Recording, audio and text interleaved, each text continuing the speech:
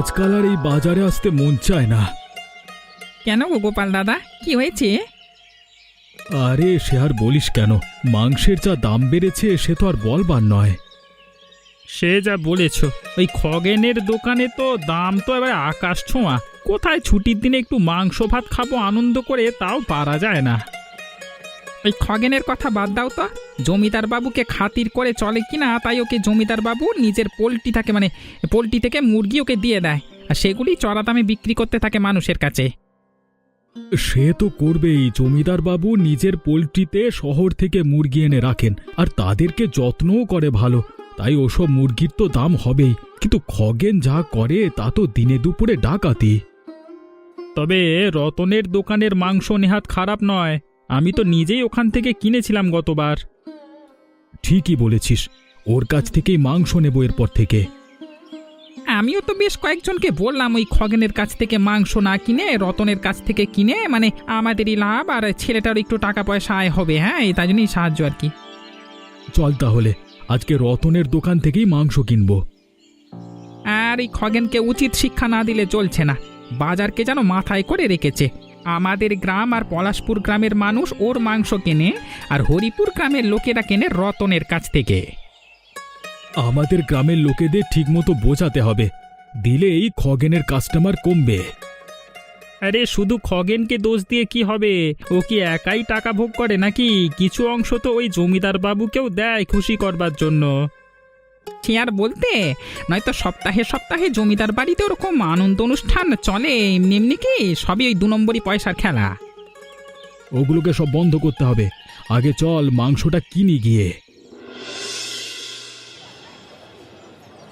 কি রে রতন, ভালো আছিস? আরে গোপাল দা যে, অনেকদিন পর আমার দোকানে কি মনে করে? মানুষ ঠকলে ঠিক পথে আসে রে ভাই। ওই খগেনের দোকানে কিনে কিনে আমরা তো ফকির হতে বসেছি এক প্রকার, তাই এরপর থেকে ঠিক করেছি আমরা তোর দোকান থেকেই মাংস কিনবো। হ্যাঁ একদম, আর আমাদের গ্রামের লোকেদেরও তোর দোকান থেকে মাংস কিনতে বলবো। তোমরা যে আমার কি উপকার করলে তার বলে বোঝাতে পারবো না, তোমাদের জন্যই তো আমরা বেঁচে আছি। বলো কত কিলো দেব? আমাকে 2 কিলো। আমাকে আর রমেশকে 1.5 কিলো করে দে। বেশ বেশ, একটু বসু দিয়ে দিচ্ছি। তা কত করে কিলো নিচ্ছিস তুই? আগে দাদা 220 টাকা। দেখেছো, এই একই মাংস খগেনের দোকানে 300 টাকা। মানা যায়, এই লোকগুলো হয়েছে মাথা মোটা। রতন তুই ভাবিস না, তুই ঠিকঠাক ভাবে দোকানটা চালিয়ে যা, খদ্দের জোগাড় করবার দায়িত্ব আমাদের। বাঁচালে দাদা, লোক ঠকিয়ে আমার কি লাভ? কয়েক পয়সা বেশি নিয়ে বড় লোক তো আর হয়ে যেতে পারবো না। তোদের পলাশপুরের গ্রামে সব ঠিকঠাক তো? হ্যাঁ দাদা। কোনো সমস্যা হলে আমাদেরকে জানাবি। বেশ দাদা, বেশ। কি গো, আজ তাড়াতাড়ি বাজার থেকে চলে এলে? শরীর খারাপ করছে নাকি? আরে না না, ওসব কিছু না, বরং ভালো কাজই হয়েছে। ভালো কাজ মানে কি বলতে চাইছো, একটু খুলে বলো না। সব কিছুই বলছি, তার আগে এই মাংস ব্যাগটা ধরো, আজকে একটু ভালো করে জমিয়ে রান্না করো দেখি। তুমি মাংস বিক্রি না করে ঘরের জন্য নিয়ে চলে এসেছো, ব্যাপার তো আমার সুবিধের লাগছে না। তোমার এত প্রশ্ন না মাঝে মধ্যে বিরক্ত লাগে। মেয়েটার জন্য এনেছি, আর এই মাংসটা আমি নিজের দোকানের ক্ষতি করে আনিনি। বলো। ওই খগেনের দোকানে মাংস এত দাম বাড়িয়ে রেখেছে যে লোকজন আর ওর কাছ থেকে বেশি মাংস কিনছে না। তাই তো আজকে ওই অমরপুরের গোপালদা, রমেশদা এবং দীপকদা আমার দোকানে এসেছিল মাংস কিনতে। ওদের সঙ্গে অনেকক্ষণ কথাবার্তা বলবার পর গোপালদাই আমার ঘরের জন্য মাংস নিয়ে যেতে বলে আমাকে একটু কিছু বাড়তি টাকা হাতে গুঁজে দিল। বলো কি গো, তাহলে আমাদের সোনার দিন ফিরে আসছে বলো? তাই যেন হয় গিন্নি, তাই যেন হয়।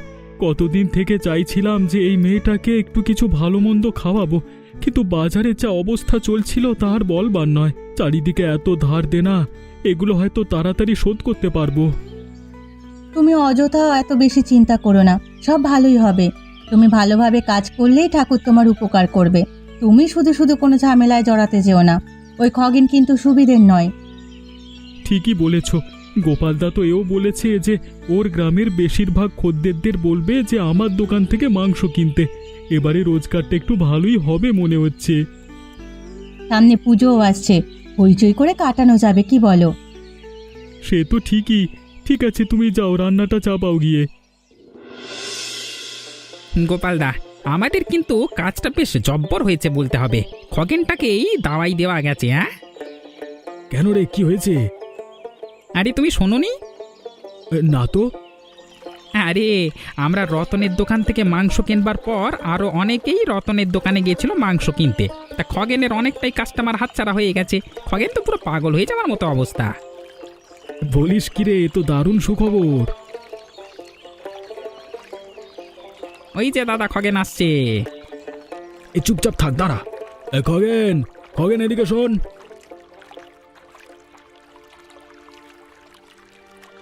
কি হয়েছে, ডাকছিস কেন? এত রেগে আছিস কেন, আর যাচ্ছিসই বা কোথায়?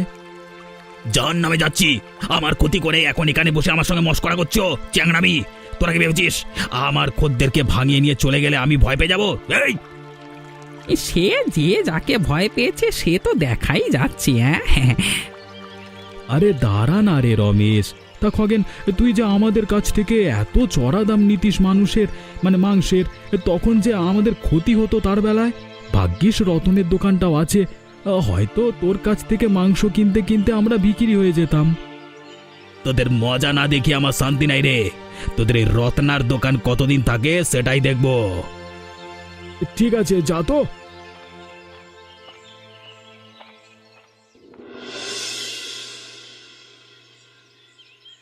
কিরে, তোর মুখটা আজকে এরকম বাংলার 5 হয়ে আছে কেন? বাজারে বিক্রি ভালো হয়নি নাকি? বিক্রি আর হবে কোত্থেকে? সবাই তো এই রতনের দোকান থেকে মাংস কিনছে।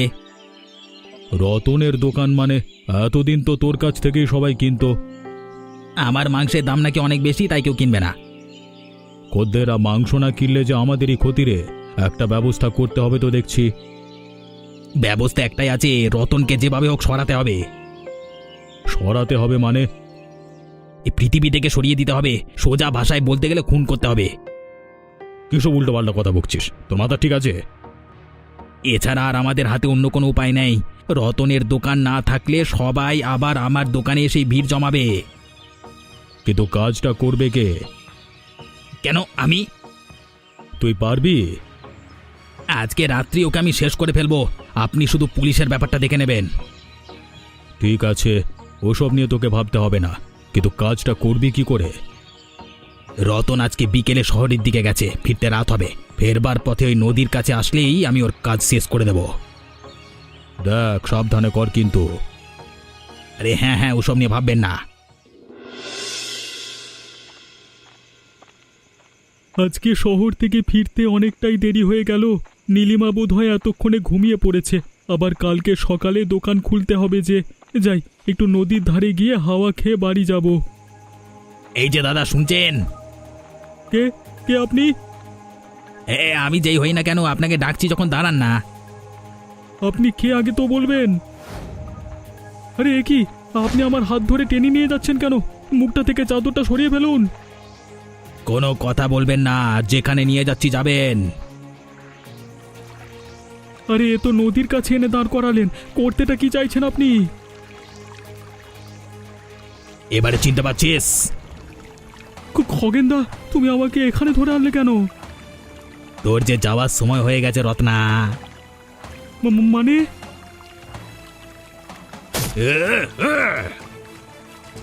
বাঁচাও! এবারে জমির দক্ষিণ দুয়ারে গিয়ে বসে থাকবি পা ঝুলিয়ে। আরে আমার সাথে পাঙ্গা নেওয়ার কথা বুঝে গেলি তো এরপর। আমাকে বাঁচাও খগেনদা। এবারে তুই ওই চামচাগুলো কোথায় মাংস কিনতে যায় সেটা দেখবো। আমার সঙ্গে বেয়াদবি, মর হতচ্ছাড়া। এ আমার কি সর্বনাশ হলো গো ঠাকুর! এবার আমাদের কি হবে? আমাদেরকে ফেলে রেখে সে একা চলে গেল। এটা ভেঙে পড়বার সময় নয় নীলিমা। মনকে শক্ত করো। যে গেছে সে আর ফিরে আসবে না। তাই অযথা কান্নাকাটি করে কোনো লাভ নেই। বরং আমাদের এটা জানতে হবে যে কারা রতনের এমন অবস্থা করলো, ওদের আমরা ছাড়বো না। আর কি হবে দাদা ওসব ভেবে? আমাদের ভবিষ্যৎ অন্ধকার করে দিয়ে চলে গেল। কালকে যখন বাড়িতে এসে সুখবরটা দেয়, তখনই আমি বলেছিলাম সাবধানে থাকতে। শুনলো না আমার কথা। এখন পূজার দায়িত্ব তোমার উপর নীলিমা। আমরা তো আছি, কিন্তু তোমাকেই সংসারের সব দিক সামলাতে হবে। দরকার পড়লে একটা বিশ্বস্ত লোক রেখে মানুষের দোকানটা চালাতে হবে। লোক আমি কোথায় পাবো দাদা? সে আমার হাতে বিশ্বস্ত লোক আছে একজন। এই সামান্য কিছু ওকে মাইনে দিলেই ও মাংসের দোকানে কাজ করে দেবে। কিন্তু আমি ভাবছি এ কাজটা করলো কে? নদী থেকে ওর দেহ উদ্ধার করবার পর রতনের দিকে তাকিয়ে থাকতে পারিনি, কি বিভৎসভাবে খুন করেছে। এখনো বুঝতে পারছিস না? ওগুলো সব ওই খগেনের কাজ, আর ওকে ইন্ধন যোগাচ্ছে ওই জমিদার। ওদেরকে আগে শেষ করতে হবে, নয়তো এই গ্রামগুলোর আর কোনো অস্তিত্ব ওরা রাখতে দেবে না। কিছু বুদ্ধি খুঁজে পেলে? বুদ্ধিটা একটা এসেছে, তবে তার জন্য বুড়িমাকে লাগবে। আচ্ছা নীলিমা, তোমাদের একটা ওই পুরনো বাড়ি ছিল না? হ্যাঁ, ওই তো জঙ্গলের পেছনে। ব্যাস, ওখানেই তাহলে ওই খগেনের জীবনের লীলা শেষ হবে। কি করতে চাইছোটা কি? সব বলবো, তবে তার আগে তুই ওই লোকটাকে বলে মাংসের দোকানের কাজটা শুরু করে দে। আর কালকে রাত্রে ওই পুরনো কুঁড়ে ঘরটায় কেরোসিন ঢেলে দিতে হবে চারিদিকে। বুঝে গেছি কি করতে হবে, কিন্তু তাকে এখানে আনবে কি করে? ওটার জন্যই তো বুড়িমার কাছে যেতে হবে। চল এক্ষুনি যাই বরং আমি আর তুই। কিরে রমেশ, রতন মারা যাওয়ার পর তুই এই দোকানের হাল ধরেছিস নাকি? তাতে কি তোমার কোনো সমস্যা আছে খগেনদা? না না, আমার সমস্যা থাকবে কেন? সমস্যা তো বরং ওই নীলিমার। হ্যাঁ, মানে কার হাতে দোকান ছেড়ে দিয়েছে, এখন সব দিকে ডুববে। কিন্তু এত মুরগি, এত টাকা তোরা পাচ্ছিস করতে গেবে?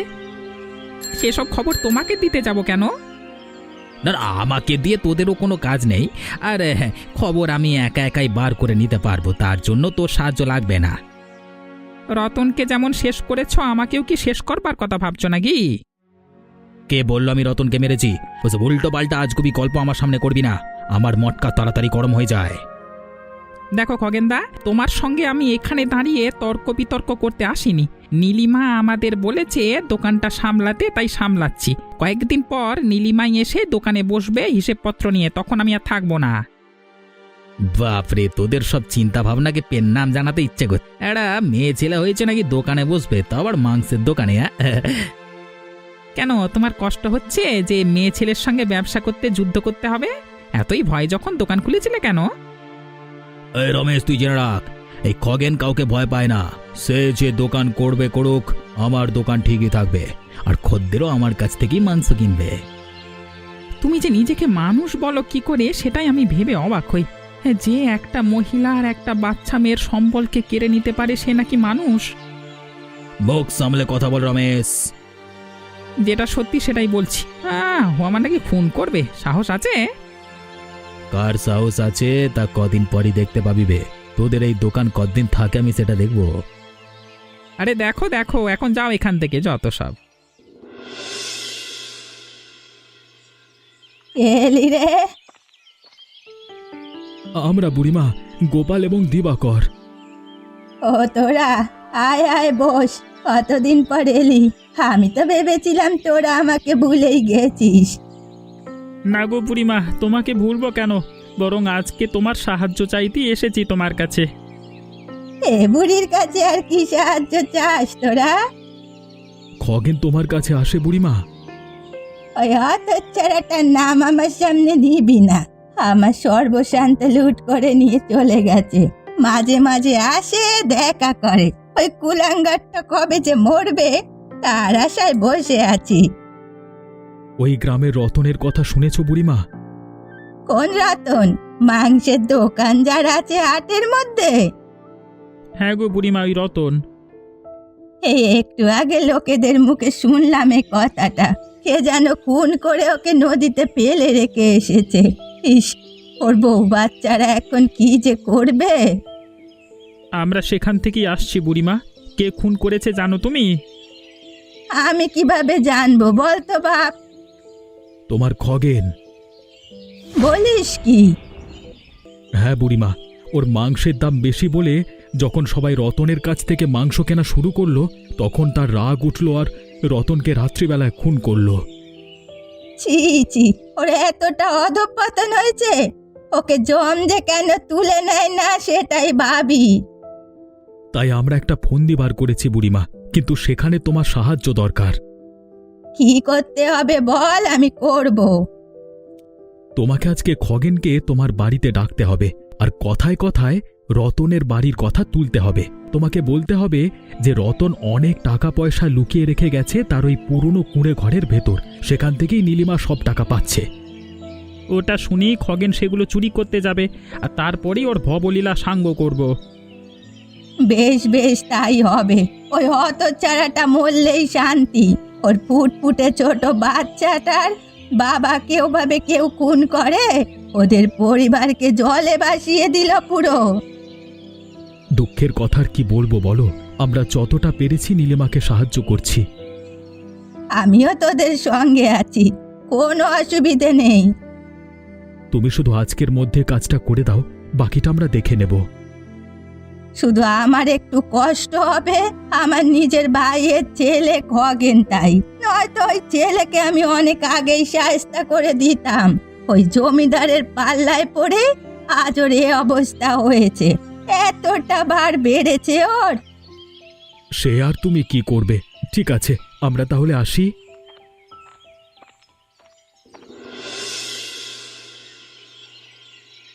কি গো পিসিমা, আজকে হঠাৎ আমাকে তলব করে ডাকা, তা কি ব্যাপার? কেন আমি ডাকতে পারি না? কতদিন দেখিনি, তাই ভাবলাম একবার তোকে আসতে বলি। তোমার কাছেও বা এমনিতেও আসতাম। তাতে দোকানপাট কেমন চলছে? ভালোই, কেন বলো তো? না, এমনি জিজ্ঞাসা করলাম। আসলে অনেকের কাছ থেকে অনেক খবর পাচ্ছি তো, তাই ঠিক বুঝতে পারছি না। কিসের খবর বলো তো? আরে ও পাড়ার রতন, যার মাংসের দোকান আছে হাটে, সে নাকি খুন হয়েছে শুনলাম। ও, তার মানে আমার নামে তোমার কাছে এসো নালিশ করতে হয়েছে? হ্যাঁ, তা কে করেছে শুনি? নালিশ আবার কে করবে? অনেকের মুখেই তো বলা বলি করছিল তোর নাম, তাই। ওসব বাজে কথা, আমার কোনো দায় পড়েনি ওকে খুন করবার। ওসব কথায় বেশি পাত্তা দিও না তো। তাই রতনের দোকান চলছে কেমন এখন? ওটাই তো আশ্চর্যের, কালকে রাত্রে রতন খুন হলো, অথচ আজকে বেশ কয়েকটা মুরগি কিনে এনে নতুন একজনকে কাজে লাগিয়ে দোকান চালু হয়ে গেছে। তাহলে আমি যা শুনেছি সব সত্যি? কি শুনেছো তুমি? এই শুনলাম রতন নাকি অনেক টাকা পয়সা সঞ্চয় করে রেখে গেছে, সেগুলো লুকিয়ে রেখে গেছে তার ওই পুরনো কুড়ে ঘরের ভেতরে। নীলিমা সেখান থেকেই নাকি টাকা পয়সা সব নিচ্ছে এখন। আচ্ছা, এই ব্যাপার তাহলে। হ্যাঁ, তা তুই আর এসবে বেশি ঢুকতে যাস না। না না, আমি নিজের দোকান সামলাতে হিমশিম খাচ্ছি, আর লোকের পরিবারে অত নাক গলি আমার কাজ নাই। ঠিক আছে, আমি চলি বরং এখন এখান থেকে। এসেছিস যখন একটু খাওয়া দাওয়া করে যা। না গো, পরে এসে খাবো, চলি। হ্যাঁ,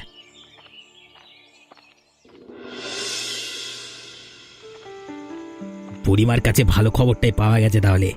রতনকে খুন করেছি, এবার তার সমস্ত টাকা পয়সা চুরি করে নিতে পারলি কেল্লাফতে। আমাকে আর দেখে কে? এই গ্রামে তখন মাংসের দোকান শুধুমাত্র আমারই থাকবে, আমিই রাজ করব। সবাই তো ঘুমিয়ে গেছে দেখছি, এত রাত্রে জেগেও বা থাকবে কে?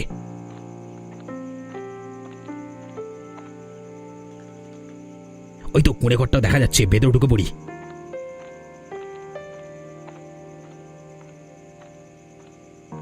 চারিদিক এত অন্ধকার, না টর্চটা জ্বালি। মার মার, মেরে দে।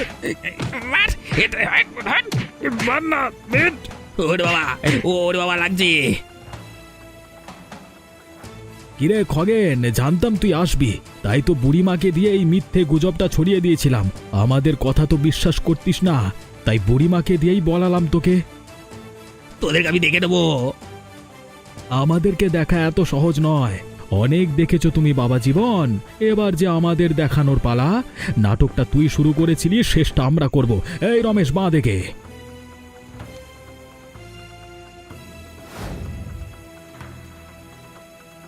ভালো করে বেঁধেছিস তো? দেখ আবার খুলে যেন না যায়। কোনো চিন্তা নেই, এবার আর একটা কাজ বাকি আমাদের।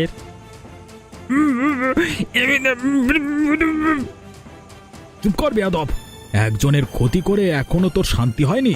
চল তোরা এই জানালাটা বন্ধ করে দে, আর দরজাটা আমরা বাইরে থেকে লাগিয়ে দিচ্ছি।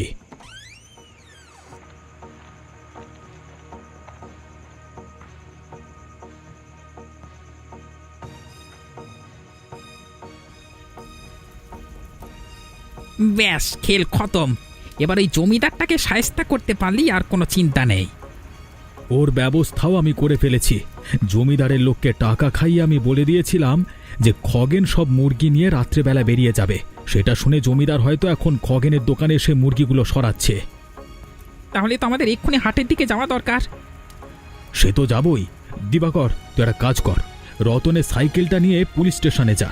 ওদেরকে বলা আছে আমার নাম করলেই পুলিশেরা চলে আসবে তোর সঙ্গে। ওদেরকে হাটে নিয়ে পৌঁছে যাবি।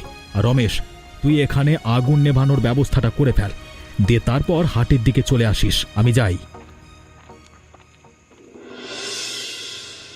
আরে তাড়াতাড়ি তালাটা ভাঙ না রে হতচ্ছাড়া, এতক্ষণ দেরি কেউ করে? সে খগেন মুরগিগুলো বার করে নিয়ে পালিয়ে গেল কিনা কে জানে। আরে আরে এই তো তালা খুলে গেছে। এবার যা যা যা, ভেতরে যা, মুরগিগুলোকে বার করে আন, তাড়াতাড়ি যা। শেষমেশ জমিদার মশাই আপনি চুরি করা শুরু করলেন। কে? আমি গোপাল। ও আচ্ছা গোপাল, তুই তা তুই এত রাত্রে এখানে কি করতে? আপনি কি এখানে রাত্রি ভ্রমণ করতে এসেছেন? আমার সঙ্গে তর্ক করতে যাস না, আমি জমিদার, যখন ইচ্ছে যেখানে খুশি যেতে পারি। হ্যাঁ, আবার যখন ইচ্ছে করবে যার তার দোকান ভেঙে চুরিও করতে পারেন। কে চুরি করেছে? আমি। তা নয় তো আর কি করছেন এটা? ওদিকের কাজ শেষ করে চলে এসেছি গোপালদা। বাহ, দিবাকর হয়তো পুলিশ নিয়ে পৌঁছে যাচ্ছে। রমেশ, তুই এক কাজ কর, তুই গিয়ে ওই সাগরেদটাকে ধর, আর আমি এই জমিদারকে বেঁধে ফেলছি। বাকি কথা কালকে গ্রামের সামনে হবে। ঠিক আছে গোপালদা। এটা কিন্তু তুই ভালো করছিস না। আপনি আর ভালো খারাপের উদাহরণ দেবেন না জমিদার মশাই, আপনার কুকীর্তি সব ধরা পড়ে গেছে। অত বেশি কথা বাড়িয়ে লাভ নেই, তাড়াতাড়ি তোকে যেটা বললাম সেটা কর। আপনি যে আমাদের পাতা ফাঁদে পা দিয়ে দেবেন আর ধরাও পড়ে যাবেন এত সহজে তা ভাবিনি। এবার জেলের ভাত হজম করতে পারেন নাকি দেখুন। যাক, এক রাতের মধ্যে দুটো অসভ্য লোক শাস্তি পেয়েছে। ভাগ্যিস গোপাল, রমেশ আর দীপাকর ছিল, এই 3টে গ্রাম বেঁচে গেল বাবা তোদের জন্য। ওসব কিছু নয় বুড়িমা, সবই গোপালদার বুদ্ধি। হ্যাঁ ঠিক। শোনো, পুলিশদের সঙ্গে কথাবার্তা হয়ে গেছে। এরপর থেকে খগেনের দোকানটাও নীলিমার নামে হয়ে যাবে। একটাই বড় দোকান মাংসের থাকবে ওই হাটের মধ্যে। এটা তো আমাকে আগে বলনি গোপালদা। আমি এইমাত্র থানা থেকে খবরটা নিয়ে আসছি। একদিক দিয়ে ভালোই হলো, তবে একটা কথা বেশ পরিষ্কারভাবে বোঝা গেল, মানুষদের ঠকিয়ে কেউ কোনোদিন সুখ পেতে পারে না। অন্য মানুষদের ক্ষতি করেও সেটা সম্ভব নয়। নিজের কাজটা ঠিক মতো করলেই ওপরওয়ালা আপনা আপনি আশীর্বাদ করবেন।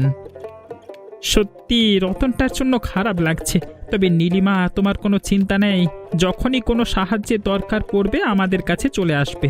আমরা যথাসাধ্য চেষ্টা করব, আর পূজার লেখাপড়ারও কোনো সমস্যা আমরা হতে দেব না। যাক, একটা গতি হলো সংসারটার। বৌমা, তুমি বেশি দুঃখ পেও না, রতনের আত্মা কালকেই শান্তি পেয়ে গেছে।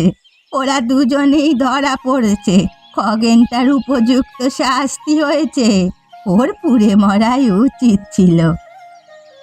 একদমই তাই, রতন ওপর থেকে সব দেখছে, সব ভালোই হবে। হ্যাঁ, এবার ওর শ্রাদ্ধ শান্তির একটা ব্যবস্থা করতেই হবে। আমরা ওদিকটা দেখে নিচ্ছি। হ্যাঁ হ্যাঁ, চলো কাজে লেগে পড়ি।